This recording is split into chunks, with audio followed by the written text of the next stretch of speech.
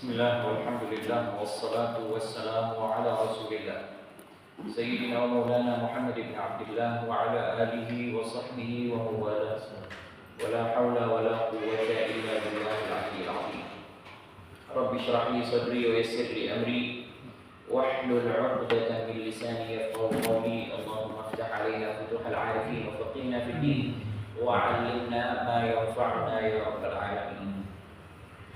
Alhamdulillah, puji syukur kita panjatkan kehadirat Allah Subhanahu wa taala tentunya atas segala nikmat dan karunia yang diberikan oleh Allah Subhanahu wa taala kepada kita sehingga kita alhamdulillah rabbil alamin dikumpulkan oleh Allah dan dipertemukan oleh Allah Subhanahu wa taala di malam yang mulia, di dalam majlis yang mulia.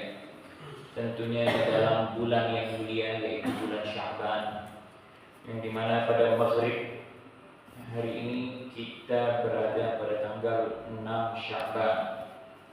Kita sedang berada atau sudah masuk di tanggal 6 Sya'ban. Artinya sekitar 23 atau 24 hari lagi kita akan berjumpa dengan bulan suci Ramadan. Semoga Allah Subhanahu wa taala mempertemukan kita dengan bulan suci Ramadan dalam keadaan sehat walafiat, dalam keadaan mampu untuk menunaikan dan memperbanyak daripada ketaatan kepada Allah Subhanahu wa taala. Amin amin ya rabbal alamin. Salawat serta salam semoga senantiasa tetap tercurahkan kepada baginda Nabi besar Muhammad sallallahu alaihi wa ala alihi wa sahbihi wasallam. Ikhwani rahimakumullah, masih hadis di dalam bab sabar. Lanjutkan hadis yang keempat di dalam bab atau hadis yang ke-28 dari kitab Riyadhus Shalihin. Kemudian hadisnya an Anas, baca. A'udzu billahi minasyaitonir rajim. Bismillahirrahmanirrahim. Wa an Anas radhiyallahu anhu qala lamma taqala an-nabiy sallallahu alaihi wasallam ja'ala yataghashahu al-karbu فقالت فاطمة رضي الله عنها وكرب أبتاه Kalau baca begitu bukan wa karba, tapi agak dipanjang dikit. Wa karba abata. Wa karba abata. Nanti anak akan jelaskan kenapa dibaca. Wa karba abata. Wa karba abatahu. Faqala laisa ala abika karbun ba'da al-yawm. Ala abiki karbun. Abika di sini. Abiki. Kenapa? Karena dia perempuan. Karena dia perempuan. Abi itu sudah cer, B-nya. Ya. Ki karena dia untuk Fatimah. Kalau dia untuk Yusuf misalnya, ala abika. Kenapa? Karena dia laki-laki. Tetapi karena yang dimaksudkan di sini untuk Fatimah, maka dia laisa ala abiki karbun ba'da. Terus فلما مات قالت يا أبتاه أجاب ربا دعاه يا أبتاه جنة الفردوس مأواه يا أبتاه إلى جبريل ننعاه فلما دفن قالت فاطمة رضي الله عنها أطابت أنفسكم أن تحكوا على رسول الله صلى الله عليه وسلم الترابا رواه البخاري. Dari Anas radhiyallahu anhu, ia bercerita, ketika sakit Nabi sallallahu alaihi wasallam bertambah berat atau semakin parah. Beliau terlihat menderita sekali karena sakaratul maut. Melihat kondisi yang demikian, Fatimah radhiyallahu anha berkata lirih, "Alangkah menderitanya ayahanda." Maka beliau menyahut, "Tidak ada penderitaan lagi atas ayahmu setelah hari ini." Setelah beliau wafat, Fatimah mengatakan, "Wahai ayahanda yang telah menjawab panggilan Rabbnya, wahai ayahanda yang surga Firdaus menjadi tempat tinggalnya, wahai ayahanda yang kepada Jibril kami memberitahukan wafatnya." Sesudah beliau dikubur, Fatimah radhiyallahu anha bertanya, "Relakah jiwa kalian untuk menaburkan tanah ke atas tubuh Rasulullah sallallahu alaihi wasallam?" Hadis riwayat Al-Bukhari. Hadis yang keempat di dalam bab sabar dan hadis yang ke-28 dari kitab Riyadhus Shalihin ini diriwayatkan oleh sahabat Anas bin Malik, ya, pembantunya Rasulullah sallallahu alaihi wasallam, ya. Beliau ini Anas bin Malik sudah pernah kita cerita Dia adalah pembantunya baginda Nabi besar Muhammad sallallahu alaihi wasallam. Nah, makanya Anas bin Malik ini ada, jadi dia bukan dengar dapat cerita, tetapi beliau ada di kejadian ini.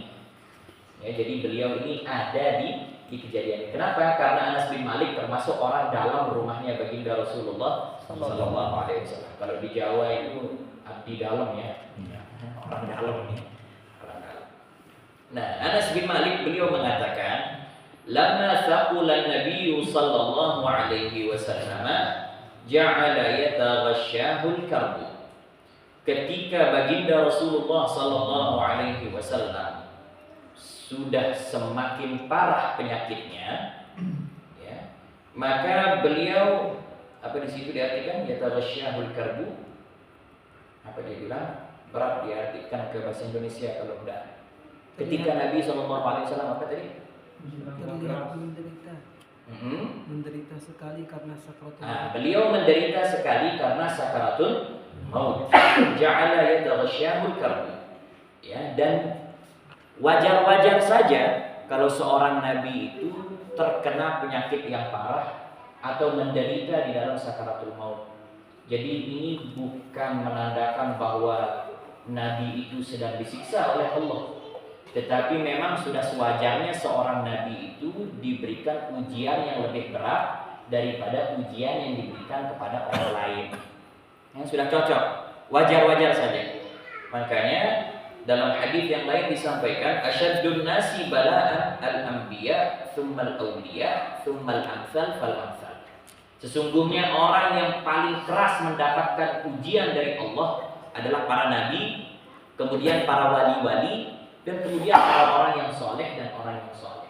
Jadi ketika kita mendengar bahwa baginda Rasulullah Sallallahu Alaihi Wasallam ini tersiksa dengan sakaratul mautnya atau merasakan berat dengan sakaratul maut, ini menandakan bahwa betapa tingginya kedudukan baginda Rasulullah Sallallahu Alaihi Wasallam. Makanya dalam hadis atau dalam riwayat yang lain disampaikan atau diceritakan bahwasanya Nabi ketika beliau merasakan sakitnya dicabut ruh, beliau nanya ke malaikat Israel, apakah seperti ini yang kamu lakukan ketika mencabut nyawa daripada umatku? Maka malaikat Israel menjawab, tidak ya Rasulullah. Ini adalah proses yang paling pelan yang pernah saya lakukan dari zaman Nabi Adam sampai nanti di akhir zaman. Ini adalah proses yang paling pelan untukmu ya Rasulullah. Khusus buat Nabi saya buat paling pelan proses cabut nyawa. Ternyata itu pun dirasakan sangat berat oleh baginda Rasulullah SAW. Maka Nabi ketika tahu bahwa ini yang paling ringan, maka beliau mengatakan, wahai Israel, tekankan atau beratkan cabut nyawa ini untukku, tapi aku mohon ringankan proses pencabutan nyawa untuk seluruh umatku. Bayangkan di saat sakaratul maut saja yang paling berat, beliau masih ingat diri kita, masih ingat umatnya, masih diingat kita yang banyak dosa ini oleh baginda Rasulullah Sallallahu Alaihi Wasallam. Bahkan ada satu kitab ditulis oleh Imam Syamsuddin Ahmad ibn Hasan al-Bakri. Beliau menulis satu kitab khusus berjudul Al-Qawlul Ajal fi hikmati karbil Mustafa inda hululil ajal. Beliau menulis sampai ratusan hikmah kenapa Rasulullah Sallallahu Alaihi Wasallam menderita di sakaratul maut. Ratusan hikmah ditulis oleh Syekh Syamsuddin Ahmad ibn Hasan al-Bakri. Maka ketika baginda Rasulullah Sallallahu Alaihi Wasallam merasakan berat di dalam sakaratul maut atau menderita dalam sakaratul mautnya, maka Sayyidah Fatimah radhiyallahu taala anha beliau mengatakan, wa karba abada, alangkah menderitanya ayahku. Jadi kalimat kalau ada kata-kata wa terus alif, bukan waw tanpa alif ya, tapi kalau waw kemudian ada alif, maka itu menandakan kalau dalam bahasa Arab lit-ta'zim, ya, artinya betapa sangat menderitanya ayahku, ya, untuk menjelaskan bahwa ini benar-benar hal yang besar, ya. Sama seperti waktu peperangan orang-orang Muslim melawan Musailamah al-Kadzdzab setelah meninggalnya baginda Rasulullah SAW. Maka Khalid ibn Walid, beliau meneriakkan di medan peperangan untuk mengangkat semangat kaum muslimin. Beliau meneriakkan kalimat wa Muhammadah, demi keagungan Nabi Muhammad, ya, untuk bikin panas Musailamah dan pasukannya, karena dia ngaku ini nabi palsu. Nah, untuk memanaskan Musailamah, dia teriak dengan kalimat wa Muhammadah, alangkah agungnya Nabi Muhammad. Nah, jadi setiap ada kalimat-kalimat waw dan alif itu menandakan betapa tinggi atau betapa agungnya sesuatu tersebut. Maka beliau mengatakan, Sayyidah Fatimah mengatakan, wa karba abata, alangkah menderitanya ayahku. Faqala, maka apa jawaban baginda Rasulullah SAW? Ya, Sayyidah Fatimah mengatakan hal ini bukan berarti beliau tidak punya sifat sabar, atau bukan beliau mau mengeluh kepada Allah. Ya, tetapi beliau memang benar-benar tidak kuat melihat penderitaan ayahnya. Ya, jangan kita jauh-jauh ke Siti Fatimah, ya. Kita saja kalau melihat ayah kita capek atau berat saja, sudah mulai tergerak kita punya hati, ya. Padahal mungkin dia sedang sakit, demam atau batuk pilek, itu saja kita sudah punya rasa pilu. Apalagi ini Sayyidah Fatimah melihat ayahnya sedang sakaratul maut di depan matanya dan begitu amat menderita. Wa karba abata.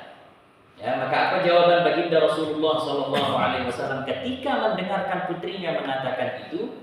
Apa kata Nabi? Laisa ala abiki karbun ba'da al-yawm. Ayahmu setelah hari ini tidak akan pernah menderita selama-lamanya. Ini penderitaan yang sebentar, wahai Fatimah. Setelah ini saya tidak akan pernah menderita lagi selama-lamanya. Ya, karena dalam hadis yang lain dikatakan la rahata lil mu'mini duna liqa'i rabbih. Tidak ada ketenangan yang sebenarnya bagi orang yang beriman kecuali ketika dia berjumpa dengan Allah Subhanahu wa taala. Jadi kematian itu adalah ketenangan yang sebenarnya bagi orang beriman. Makanya Nabi mengatakan pada Fatimah, la karba ala abiki ba'da al-yawm. Setelah hari ini wahai Fatimah, ayahmu tidak akan pernah menderita lagi selama-lamanya. Falamma mata qala, maka ketika baginda Rasulullah SAW meninggal dunia, apa katanya Sayyidah Fatimah radhiyallahu taala anha? Ya abatahu ajaba rabban da'ahu. Wahai ayahku yang telah memenuhi panggilan Tuhannya. Ya abatahu jannatul firdausi ma'wahu. Wahai ayahku yang kepada surga firdauslah tempat kembalinya. Ya abatahu ila jibrila nan'ahu. Wahai ayahku yang kepada Jibril lah kami memberitahukan kematiannya. Kenapa Sayyidah Fatimah ngomong kepada Jibril kami memberitahukan kematiannya? Beliau ingin menunjukkan betapa erat dan dekat hubungannya baginda Rasulullah SAW dengan malaikat Jibril. Walaupun di dalam proses wafatnya baginda Rasulullah SAW malaikat Jibril pasti ada, tetapi di situ Sayyidah Fatimah meluapkan emosi dan rasa sedihnya. Wahai ayahku yang sudah berpulang ke rahmatullah, wahai ayahku yang sudah kembali ke sorga, wahai ayahku yang dekat sekali dengan Jibril, wahai ayahku. Ini panjang. Oleh Anas bin Malik disingkat saja, disebutkan 3 hal yang disampaikan oleh Sayyidah Fatimah radhiyallahu taala anha. Falamma dufina qalat Fatimah atabat anfusukum an tahfu ala Rasulillah sallallahu alaihi wasallam at-turab. Kemudian ketika baginda Rasulullah SAW dikuburkan, maka Sayyidah Fatimah bertanya atau mengatakan kepada para sahabat yang sedang mengubur baginda Rasulullah SAW, apa kata Sayyidah Fatimah? Tegakah kalian menaburkan tanah ke atas tubuh ayahku? Tegakah kalian yang memiliki perasaan cinta yang besar kepada ayahku menaburkan tanah ke atas jasad beliau? Ungkapan-ungkapan seperti ini tidak menandakan bahwa Sayyidah Fatimah itu tidak memiliki sifat sabar, ya. Tapi ungkapan-ungkapan yang seperti ini, ya, menunjukkan karena baginda Nabi kan dengar itu tadi apa yang disampaikan sama Sayyidah Fatimah justru tidak dilarang, ya. Justru Imam Nawawi membawakan hadis ini bahwasanya beliau ingin memberitahukan kepada kita bahwa ungkapan-ungkapan kesedihan itu diperbolehkan selama tidak melanggar daripada syariat. Boleh-boleh saja, ya, seperti yang disampaikan Sayyidah Fatimah ya, alangkah menderitanya ayahku yang sudah meninggal dunia, ayahku yang sudah masuk ke dalam surga Firdaus, ayahku yang begini. Selama dia tidak melanggar syariat, maka perkara itu diperbolehkan. Dan dari hadis ini kenapa dibawa oleh Imam An-Nawawi dalam babus sabar, padahal kebanyakan isinya keluhan Sayyidah Fatimah. Beliau membawakan hadis ini karena ada jawaban baginda Rasulullah SAW tadi, la karba ala abiki ba'da al-yawm. Tidak ada kesedihan lagi atau tidak ada penderitaan lagi untuk ayahmu setelah hari ini, menandakan betapa sabarnya baginda Rasulullah SAW menghadapi penderitaan dan ujian yang diberikan oleh Allah Subhanahu wa taala. Berat, ya. Makanya Nabi SAW ketika akan dicabut rohnya, beliau mengatakan innalil mauti lasakarat. Sesungguhnya bagi kematian itu akan ada sakarat. Sakarat itu adalah kalau dalam bahasa keren kita itu adalah masa-masa kritis, ya, masa-masa akhir. Dan itu adalah masa yang paling berat bagi setiap orang yang akan meninggal dunia. Dan dari sakaratul maut akan tampak bagaimana kehidupan yang sebenarnya dari seseorang. Kehidupan aslinya, watak aslinya itu akan tampak ketika dia sakaratul maut. Kalau dia ahli maksiat, maka yang akan tampak di situ keburukan dalam sakaratul maut. Kalau dia biasa, mohon maaf, ngomong kotor, maka dia akan penuh ngomong kotor di dalam sakaratul maut. Tapi kalau dia isinya ketaatan, isinya ngomong baik, sering baca Quran dalam kehidupannya, maka itulah yang akan mewarnai daripada proses sakaratul maut. Dan tidak bisa dibuat-buat. Sakaratul maut itu sudah tidak bisa dibuat-buat. Apa hal daripada seorang yang beriman, maka itulah halnya dia ketika dia sakaratul maut. Kalau dia suka menyanyi di dunia, maka dia akan sakarat dalam keadaan menyanyi. Kalau dia suka ngaji, maka dia akan sakarat dalam keadaan mengaji. Kalau dia serajin sholat, maka dia akan sakarat dengan dalam keadaan dia melaksanakan sholat. Kalau dia dalam kehidupannya selalu tenang dan santai, maka dia akan sakaratul maut dengan tenang dan santai. Kalau dia dalam hidupnya suka marah, suka emosi, suka bikin hal-hal atau suka bikin masalah, maka dia juga akan sakarat dengan proses dan keadaan yang sama juga seperti itu. Makanya innalil mauti lasakarat, sesungguhnya kematian itu pasti akan ada sakarat, dan sakarat itu akan menampakkan watak asli daripada seseorang yang akan meninggal dunia menghadap kehadirat Allah Subhanahu wa taala. Jannatul Firdaus tadi disebutkan oleh Sayyidah Fatimah. Jannatul Firdaus, Firdaus itu sebenarnya bukan bahasa Arab. Firdaus itu sebenarnya adalah bahasa Ajam, lebih tepatnya bahasa Romawi. Bahasa Romawi orang dulu, ya. Lalu kemudian diarabkan, ya, dijadikan musta'arab, ya, istilahnya kalau dalam bahasa, sama kayak dengan banyak juga bahasa Inggris berasal dari bahasa Arab. Banyak juga bahasa Indonesia berasal dari bahasa Arab. Begitu juga bahasa Arab banyak berasal dari bahasa-bahasa yang lain, ya, diambil. Nah, termasuk dari Firdaus itu, makanya kalau orang mau cari arti kata Firdaus yang sebenarnya dalam bahasa Arab itu yang tidak ada.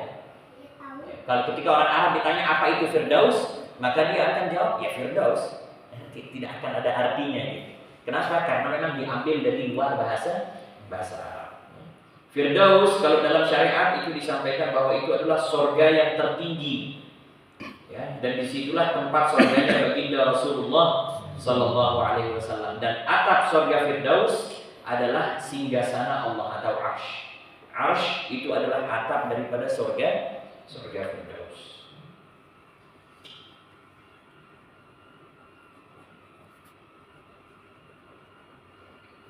Bahkan dalam suatu riwayat juga disampaikan Sayyidah Fatimah radhiyallahu taala anha, beliau membuat sebuah qasidah atau syair ketika sedang menyaksikan tubuh baginda Rasulullah SAW dimakamkan. Ketika pemakaman baginda Nabi SAW, Nabi SAW dimakamkan 1 hari setelah wafat beliau. Beliau wafat 12 Rabiul Awal, beliau dikuburkan 13 Rabiul Awal, persis 1 hari setelah wafatnya beliau. Beliau wafat asar 12 Rabiul Awal, beliau dikuburkan bahkan dekat maghrib, atau dalam riwayat yang lain menyatakan setelah maghrib, artinya sudah masuk bahkan 14 Rabiul Awal. Kenapa telat dikuburkan baginda Rasulullah SAW? Karena terjadi peristiwa pembaiatan Sayyidina Abu Bakar As-Siddiq. Waktu Sayyidina Abu Bakar sedang menyiapkan tubuhnya baginda Rasulullah SAW, mau dimandikan kemudian dikafani, terjadilah orang-orang Ansar kumpul. Itu nanti ada ceritanya yang panjang, itu nanti di Saqifah Bani Sa'idah. Lalu akhirnya Sayyidina Abu Bakar melepas proses pemandian Rasulullah, beliau pergi ke sana. Lalu akhirnya beliau dibaiat untuk menjadi khalifah penggantinya Rasulullah SAW. Nah, itu yang membuat proses pemakaman Rasulullah SAW menjadi tertunda. Dan sholat jenazah baginda Rasulullah SAW tidak dilakukan berjamaah pada waktu itu, tapi dilakukan dengan sekelompok. Ya. Tubuh Nabi diletakkan dalam kamarnya. Pertama masuk laki-laki sekian orang selesai. Baru kemudian masuk perempuan sekian orang selesai. Nah, itu yang membuat telat atau terlambat pemakaman baginda Rasulullah SAW. Makanya Nabi dikuburkan di malam hari, disaksikan hanya oleh keluarga saja pada waktu itu karena kecil. Karena Nabi itu dikuburkan di dalam kamarnya pada waktu itu. Karena setiap Nabi harus dikuburkan di tempat dia menghembuskan napas terakhirnya. Karena Nabi SAW menghembuskan napas terakhir di dalam kamar Siti Aisyah, maka dia dikuburkan di dalam kamarnya Siti Aisyah. Disaksikan oleh Sayyidah Fatimah. Lalu Sayyidah Fatimah membuat sebuah syair pada waktu itu. Madza ala man syamma turbata Ahmadin alla yashummu madaz zamani ghawaliya sabbat alayya masaibun law annaha sabbat ala al-ayyami udna layaliya. Tidak ada wangi, kata Sayyidah Fatimah, yang lebih indah dan tidak ada keberuntungan yang lebih besar daripada orang yang mencium kuburnya baginda Rasulullah Sallallahu Alaihi Wasallam. Dan orang tersebut tidak akan pernah menemukan wangi yang lebih indah daripada wangi kuburnya baginda Rasulullah Sallallahu Alaihi Wasallam. Malam hari ini, kata Sayyidah Fatimah, aku terkena suatu musibah yang seandainya musibah itu kalau ditimpakan oleh Allah kepada hari, kepada siang, maka siang tidak akan pernah bisa terbit. Dia akan selalu menjadi malam. Itu saking sedihnya dia punya ungkapan. Seandainya musibah ini diberikan oleh Allah kepada matahari, maka matahari akan mati. Saking besarnya rasa penderitaan yang dirasakan oleh Sayyidah Fatimah terhadap wafat ayahnya, yaitu baginda Rasulullah Sallallahu Alaihi Wasallam. Jadi dari hadis ini pelajaran pentingnya adalah bahwasanya para nabi itu pasti merasakan penderitaan yang lebih besar daripada umatnya. Kemudian pelajaran yang berikutnya juga bahwasanya boleh meratapi orang yang meninggal dunia dengan syarat tidak mengatakan perkara-perkara yang dilarang dalam syariat, tidak menyalahkan Allah, ya, tidak kemudian menyalahkan sesuatu atau protes pada Allah. Ya Allah, kenapa dia yang dipanggil? Kenapa tidak kakaknya saja duluan? Kakaknya lebih tua. Ada sering begitu. Ya, suaminya meninggal. Ya, kakak suaminya atau iparnya dia ini sudah lama sakit tapi tidak mati-mati. Saya pernah dengar waktu itu karena ada terjadi. Ya, akhirnya dia bilang, kakak mati, kakak bilinan semalam kakak entah sampai dulu kakak ngonek sakit, ya. Itu tidak boleh. Ratapan-ratapan yang seperti itu yang menyalahkan takdir itu adalah ratapan yang tidak diperbolehkan dalam syariat. Selebihnya meratap atau mengungkapkan kesedihan atas kematian atau tertimpa musibah itu adalah merupakan perkara yang diperbolehkan di dalam syariat. Baca hadis kelima.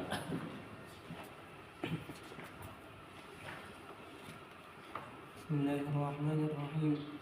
وعن أبي زيد أسامة بن زيد بن حارثة مولى رسول الله صلى الله عليه وسلم وحبه وابن حبه رضي الله عنهما قال أرسلت بنت النبي صلى الله عليه وسلم إن ابني قد احتدر فاشهدنا فأرسلا يقرئ السلام ويقول إن لله ما أخذ وله ما أعطى وكل شيء عنده بأجل مسمى فلتصبر ولتحتسب. فأرسلت إليه تقسم عليه ليأتينها. فقام ومعه سعد بن عبادة ومعاذ بن جبل وأبي بن كعب وزيد بن ثابت ورجال رضي الله عنهم. فرفع إلى رسول الله صلى الله عليه وسلم الصبي فأقعده في حجره ونفسه تقطع ففاضت عيناه. فقال سعد: يا رسول الله ما هذا؟ فقال: هذه رحمة جعلها الله تعالى في قلوب عباده، وفي رواية في قلوب من شاء من عباده، وإنما يرحم الله من عباده الرحماء. Muttafaqun alaih. Dari Abu Zaid Usamah bin Zaid bin Harithah radhiyallahu anhuma, maula sekaligus orang kecintaan dan anak seorang kesayangan Rasulullah sallallahu alaihi wasallam, ia bertutur, salah seorang dari putri Nabi sallallahu alaihi wasallam, Zainab radhiyallahu anha, mengutus seorang untuk menyampaikan kabar berikut ini kepada beliau. Sesungguhnya putraku yang sedang menghadapi sakratul maut, oleh karena itu kunjungilah kami. Maka beliau menyuruh utusan tersebut supaya kembali sambil menitipkan salam untuknya, seraya bersabda, sesungguhnya segala sesuatu itu milik Allah, baik apa saja yang dia ambil maupun apa saja yang dia berikan, dan segala sesuatu sudah ditetapkan di sisinya. Oleh karena itu hendaklah dia bersabar dan mengharapkan pahala di sisi Allah. Kemudian putri Nabi mengutus lagi utusan tersebut dengan bersumpah agar beliau mendatanginya. Maka Rasulullah sallallahu alaihi wasallam pun bangkit bersama Sa'ad bin Ubadah, Mu'adz bin Jabal, Ubay bin Ka'ab, dan Zaid bin Thabit, dan beberapa sahabat radhiyallahu anhum lainnya. Lantas anak yang sakit dan sedang sakratul maut itu diangkat ke pangkulan beliau. Kemudian dia didudukkan di pangkuan beliau dengan napas yang tersengal-sengal. Melihat kondisi itu, beliau meneteskan air mata. Lantas Sa'ad bertanya, wahai Rasulullah, mengapa engkau meneteskan air mata?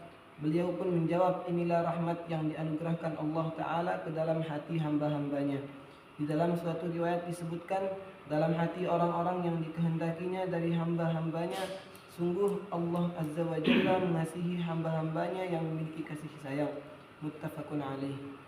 Hadis yang kelima di dalam bab diriwayatkan oleh sahabat Abu Zaid Usamah bin Zaid bin Harithah. Usamah bin Zaid bin Harithah ini adalah putra daripada Zaid bin Harithah. Usamah ini putra dari Zaid. Zaid bin Harithah ini adalah anak angkatnya baginda Rasulullah sallallahu alaihi wasallam. Dulu sebelum dilarang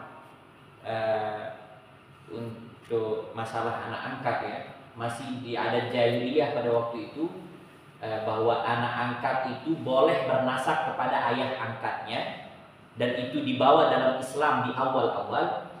Zaid bin Harithah ini ketika diangkat anak oleh baginda Nabi, berubah namanya jadi Zaid bin Muhammad. Dulu namanya dia Zaid bin Muhammad. Nah, tetapi setelah itu, setelah di sekitar tahun ke-5 atau tahun ke-6 Hijriah, berubahlah aturan di dalam syariat. Turunlah firman Allah Subhanahu wa taala yang membatalkan daripada nasab tersebut, maka kembalilah lagi namanya menjadi Zaid bin Harithah, anak angkatnya baginda Rasulullah sallallahu alaihi wasallam. Nah, otomatis karena Zaid bin Harithah ini sudah dianggap seperti anak, maka Usamah ini sudah dianggap seperti cucu oleh baginda Rasulullah sallallahu alaihi wasallam. Makanya di sini dikatakan wa hibbihi wa bni hibbihi. Wa an Abi Zaid Usamah bin Zaid bin Harithah maula Rasulullah sallallahu alaihi wasallam wa hibbihi wa bni hibbihi. Orang kecintaan dan putra dari orang kecintaan. Artinya dia dicintai oleh Nabi, dan ayahnya yaitu Zaid bin Harithah juga dicintai oleh baginda Rasulullah sallallahu alaihi wasallam. Usamah bin Zaid ini adalah orang yang paling kecil yang pernah memimpin pasukan di zaman hidup baginda Rasulullah sallallahu alaihi wasallam. Waktu itu umurnya baru 17 tahun, disuruh mimpin pasukan besar. Di dalam pasukan itu ada Sayyidina Abu Bakar, ada Sayyidina Umar, ada Sayyidina Uthman. Semua itu jadi makmum. Semua jadi makmur. Istilah kita semua jadi makmur. Amirnya adalah Usamah bin Zaid. Makanya waktu itu beberapa sahabat ada yang protes, datang kepada Nabi, kenapa kau jadikan anak kecil sebagai pemimpin? Sedangkan di kalangan-kalangan kita ini banyak yang besar-besar yang lebih pantas untuk jadi pemimpin. Maka marah Rasulullah SAW. Langsung dikumpulkan semua sahabat dan beliau mengatakan, sesungguhnya Usamah adalah kecintaanku dan ayahnya juga adalah orang kecintaanku. Mereka adalah orang-orang yang dicintai oleh Allah. Siapa yang membenci mereka, berarti mereka benci kepada Allah dan Rasulnya. Ditegaskan langsung sama baginda Rasulullah. Langsung diam langsung sahabat. Tidak ada yang berani lagi melawan perintah baginda Rasulullah sallallahu alaihi wasallam. Usamah bin Zaid radhiyallahu taala anhu, beliau bercerita, meriwayatkan bahwasanya ada salah satu putri baginda Rasulullah sallallahu alaihi wasallam, yaitu kalau tadi dibilang Zainab ya, dikatakan bahwa itu adalah Zainab. Tapi dalam riwayat yang lain ada yang menyampaikan bahwa itu adalah Ruqayyah. Dalam riwayat lain juga ada yang mengatakan bahwa itu Ummu Kulthum. Atau juga ada dalam riwayat yang lain juga disampaikan bahwa itu adalah Fatimah. Makanya di dalam hadis disampaikan arsalat bintun Nabi, tidak disebutkan orangnya siapa. Ulama berbeda pendapat. Tapi jumhur ulama, mayoritas ulama hadis mengatakan bahwa itu adalah Zainab, ya, putri pertama baginda Rasulullah sallallahu alaihi wasallam. Zainab mengirim utusan kepada baginda Rasulullah sallallahu alaihi wasallam, yang dimana utusan itu menyampaikan, ya, Zainab titip salam, suruh orang pergi ke Rasulullah, sampaikan kepada ayahku, sesungguhnya putriku ini sedang sakaratul maut. Artinya cucunya Nabi sedang sakaratul maut. An-nabni qad ihtudira, ya, fashhadna, maka tolong datang lihat cucumu. Ya. Dalam riwayat makanya disampaikan yang sakaratul maut pada waktu itu adalah Umamah namanya. Umamah, putrinya Zainab, yaitu cucunya baginda Rasulullah sallallahu alaihi wasallam, Umamah. Ya. Dan subhanallah, karena akhirnya kehadiran baginda Rasulullah sallallahu alaihi wasallam, Umamah yang pada waktu itu sudah sakit keras dan sudah dianggap orang sakaratul maut, ternyata alhamdulillah disembuhkan oleh Allah Subhanahu wa taala dan berumur panjang sampai akhirnya menikah dengan Sayyidina Ali bin Abi Thalib setelah wafatnya Sayyidah Fatimah. Ya, umurnya panjang. Umamah binti Abil As, ya, putrinya Zainab atau cucu baginda Rasulullah SAW. Nah, jadi pada waktu itu Umamah ini sedang ihtadara. Fashhadna, maka tolong suruh ayahku datang ke rumah biar dia melihat keadaan cucunya yang sudah capek, yang sudah sakit keras. Fa arsala yuqri'us salam wa yaqul inna lillahi ma akhadha wa lahu ma a'ta wa kullu syai'in 'indahu bi ajalin musamma. Maka Nabi mengirim balik utusan itu tadi. Kamu pulang, pergi ke rumah putriku, sampaikan salam, lalu sampaikan ucapanku, inna lillahi ma akhadha. Sesungguhnya apa yang diambil oleh Allah itu adalah milik Allah. Wa lahu ma a'ta. Dan apa yang diberikan oleh Allah yaitu memang juga milik Allah. Wa kullu syai'in 'indahu bi ajalin musamma. Dan sesungguhnya segala sesuatu yang diciptakan oleh Allah memiliki batas waktu yang sudah ditentukan oleh Allah. Fal tasbir wal tahtasib, itu pesannya Nabi. Suruh putriku untuk sabar dan cari pahala ridha dari Allah Subhanahu wa taala.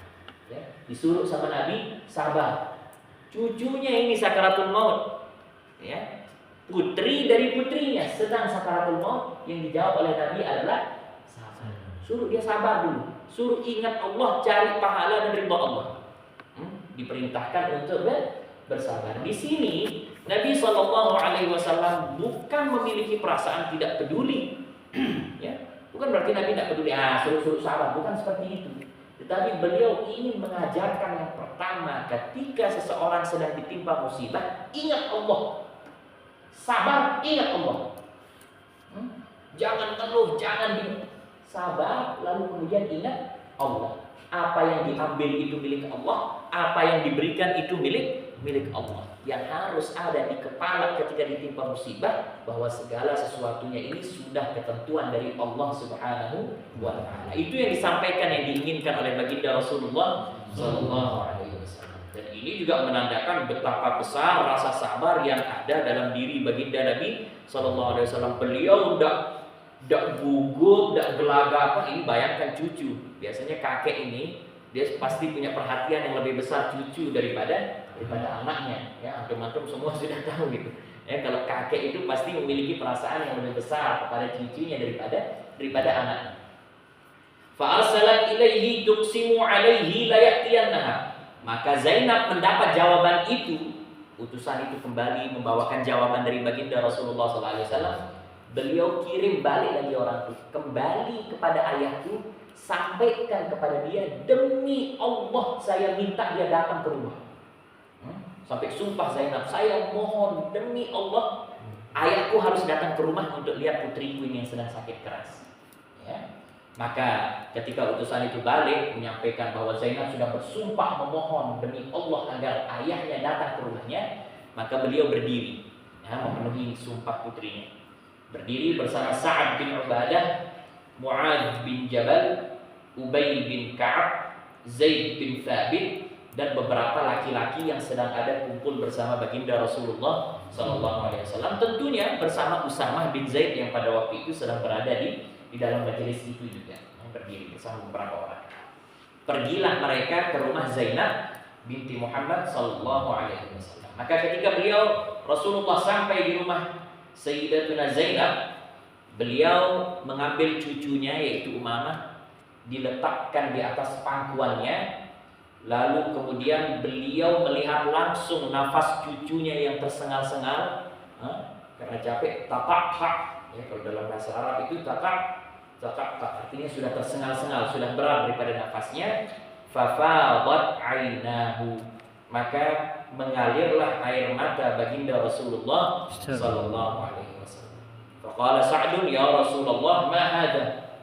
Maka Sa'ad kaget melihat Nabi sallallahu alaihi wasallam meneteskan air mata, karena biasanya Nabi melarang orang menangis ketika ada yang meninggal dunia, ya, atau kalau ada yang sakit parah lalu ada yang menangis-nangis, itu dilarang oleh baginda Nabi. Nah, ini kenapa Anda meneteskan air mata ya Rasulullah? Kenapa kamu menangis? Kenapa kau meneteskan air mata ya Rasulullah? Air mata apa ini? Maka Nabi SAW menjawab, hadihi rahmatun ja'alaha Allah Ta'ala fi qulubi ibadihi. Air mata ini adalah air mata kasih sayang yang Allah letakkan di dalam setiap hati para hambanya. Artinya, boleh kita sedih atas musibah yang datang atau menimpa kita, selama tidak dengan menangis yang berlebihan. Itu yang tidak boleh. Sampai pukul dirinya, sampai merobek baju, sampai histeris, itu yang dilarang, itu yang tidak diperbolehkan. Adapun kalau hanya dengan meneteskan air mata, atau boleh dia dengan menangis yang sesenggukan, itu tidak mengapa selama dia tidak melakukan hal yang berlebihan daripada aturan syariat yang sudah ditetapkan oleh baginda Rasulullah sallallahu alaihi wasallam. Kayak Nabi mengatakan ini adalah air mata rahmat yang Allah Subhanahu wa Ta'ala letakkan di dalam hati hamba yang diinginkan oleh Allah. Wa innama yarhamullahu min ibadihi ruhama. Sesungguhnya Allah akan mengasihi hamba-hambanya yang berkasih sayang. Kalau kamu memiliki perasaan kasih sayang kepada hamba yang lain, maka Allah akan mengasihi kamu. Artinya kita orang-orang yang baik, kata Nabi, ya sudah pantas memiliki air mata kasih sayang atas apa yang terjadi kepada orang lain. Daripada hadis ini ada beberapa pelajaran. Yang pertama, boleh menolak undangan sebagaimana yang dilakukan Nabi ketika diundang pertama kali oleh putrinya. Boleh nolak.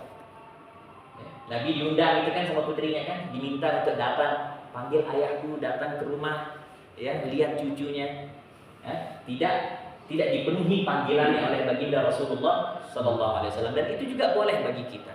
Antum mau hadir atau tidak hadir itu terserah antum, selama itu bukan undangan yang wajib seperti walimah, ya, walimatul urs, ya, walimah pernikahan atau walimatul khitan, itu juga merupakan acara-acara yang wajib. Kalau acara yang wajib maka wajib antum datang. Tapi kalau acara-acara yang tidak wajib atau perkara-perkara yang tidak wajib seperti yang terjadi pada situasi atau sikon yang seperti yang terjadi tadi pada baginda Rasulullah SAW, maka boleh saja bagi antum untuk menolak daripada undangan. Oh maaf, saya tidak bisa datang. Oh terima kasih banyak, mohon maaf saya tidak bisa hadir. Oh terima kasih banyak, saya mungkin tidak akan bisa untuk datang ke rumah kamu dan lain sebagainya. Itu pelajaran yang pertama. Kemudian pelajaran juga yang terdapat dalam hadis ini adalah bahwasanya ketika terjadi sesuatu yang tidak enak kepada kita atau keluarga kita, boleh kita minta doa dari orang-orang soleh. Seperti yang dilakukan oleh Zainab tadi, ketika putrinya sedang sakit keras, beliau panggil ayahnya minta didoakan untuk putrinya. Boleh minta doa. Ya, ada mungkin orang tua kita yang sakit di rumah atau istri yang sakit di rumah. Kalau bagi perempuan suami yang sakit di rumah, boleh panggil ustaz, panggil orang alim, panggil orang saleh, minta didoakan orang yang sakit. Boleh-boleh saja. Jadi ini contoh, ya, bukan perkara yang dilarang, bukan perkara yang tidak ada dasarnya. Justru ini terjadi pada putri baginda Rasulullah Sallallahu Alaihi Wasallam. Kemudian pelajaran juga yang penting daripada hadis ini adalah bahwasanya ketika kita melihat suatu musibah terjadi kepada orang, maka hal pertama yang kita lakukan adalah menekankan kepada mereka untuk bersabar. Menekankan kepada mereka untuk bersabar. Itu yang pertama kita ingatkan. Kalau ada terjadi musibah kepada teman kita, terjadi musibah kepada keluarga jauh kita mungkin, maka kita datang ke sana, tekankan kepada mereka untuk bersabar. Karena sabar ini mudah diucap tetapi susah untuk diamalkan.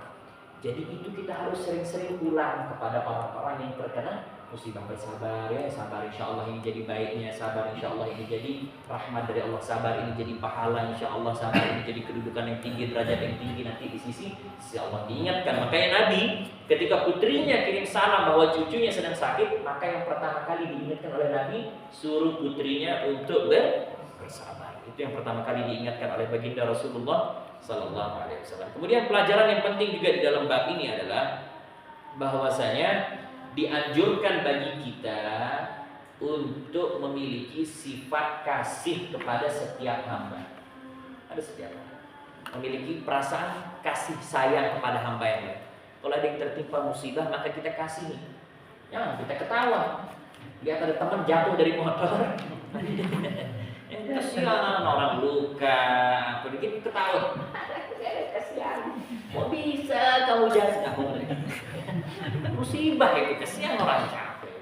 Belum dia lagi keluar uang beli Hansaplast, belum dibeli itu ini, ketawain lagi. Dianjurkan bagi kita untuk memiliki sifat rahman, ya, at-tahannun wa ta'atuf, itu dalam bahasa Arab, yaitu berkasih sayang kepada orang yang sedang tertimpa musibah. Kemudian ada juga pelajaran yang penting daripada hadis ini, yaitu beradab ketika melihat sesuatu yang mungkin aneh di hadapan kita. Sebagaimana yang dilakukan Sa'ad bin Ubadah ketika dia melihat aneh ketika Rasulullah SAW menangis. Padahal biasanya Nabi melarang orang menangis ketika ada terjadi musibah, tapi ini justru mengalir air matanya baginda Rasulullah SAW. Apa yang dilakukan Sa'ad bin Ubadah? Beliau tidak marah, beliau tidak menegur, tapi dengan lembut dia tanya, ya Rasulullah, air mata apa ini ya Rasulullah? Dengan lemah lembut, beradab. Apalagi kalau itu terjadi dengan guru kita. Ya, jangan guru kita lakukan suatu hal yang mungkin kelihatan aneh, terus kita ngomong di belakang dia. Berubah Ustaz ini sekarang. Ya, berubah. Kenapa dia terus diajar orang-orang lain lagi gibahnya gurunya padahal yang dia omong. Itu tidak boleh. Tidak boleh. Ya, ditanyakan kalau ada sesuatu itu beradab dengan bertanya kepada Wa innama yarhamullahu min ibadihir ruhama. Pelajaran yang paling penting daripada hadis ini adalah bahwa sungguhnya Allah memberikan rahmat kepada orang yang memiliki kasih sayang. Jadi pada intinya perbanyak sabar ketika ditimpa bala, cobaan dan musibah, dan senantiasa berkasih sayang kepada orang yang diberikan ujian oleh Allah Subhanahu wa taala. Ada pertanyaan?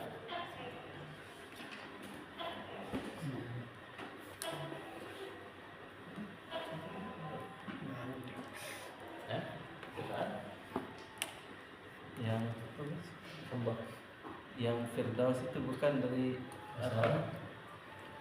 Ya bukan, kalau nggak salah di Quran ada anutnya, ada Jannatul Firdaus Nuzula. Iya. Kalau tidak saya udah hafal. Iya, makanya Firdaus itu musta'arab istilahnya. Dijadikan bahasa Arab secara arti. Jadi kalau ditelusuri dari aslinya bahasa Arab, dia itu bukan bahasa Arab. Sama sekarang kayak di bahasa Indonesia. Kalau saya bilang adil, apa artinya adil? Ya adil. Apa arti adil? Adil, iya kan, artinya adil itu adalah adil. Padahal dia datang dari bahasa Arab, adil. Ya kan, diambil dari situ. Nah, jadi anak tadi jelaskan bahwasanya Firdaus itu aslinya bukan berasal dari bahasa Arab, tetapi akhirnya dijadikan sebagai bahasa Arab dan dipakai dalam Al-Quran. Ya, dipakai di dalam Al-Quran. Jannatul Firdaus nuzula khalidina fiha la yabghuna anha hiwala. Itu memang dipakai di dalam bahasa Arab, tapi aslinya dia bukan bahasa Arab, dia bahasa Romawi, bahasa Rum. Firdaus itu bahasa Romawi. Banyak. Bahwa memang bahasa Arab itu bahasa luas, tetapi sungguhnya bahasa Arab itu juga banyak yang musta'arab, banyak yang diambil dari bahasa luar dijadikan bahasa Arab, terutama dari bahasa Suryani. Tapi bukan yang makoli. Serapan. Bahasa dari dasar. Suryani memang banyak akhirnya jadi musta'arab ya. Suryani yang asli. Suryani atau Ibrani. Ya, Ibrani itu juga banyak akhirnya dijadikan bahasa Arab. Termasuk Ibrahim, Ismail, Ishak, itu semua bahasa bukan bahasa Arab. Semuanya musta'arab. Diambil dari bahasa Arab. Ya, diambil dari bahasa luar dijadikan. Karena ini sebenarnya bahasa Ibrani. Israel itu dia dari bahasa Ibrani. Makanya Isra seperti yang dijelaskan pada pertemuan yang lalu, Isra itu kan artinya berjalan di malam hari. Ya, memang itu dari bahasa Ibrani lalu diarabkan.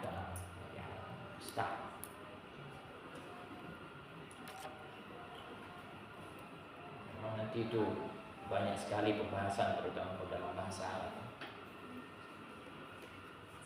Soal apa? Ya kan? Soal ini.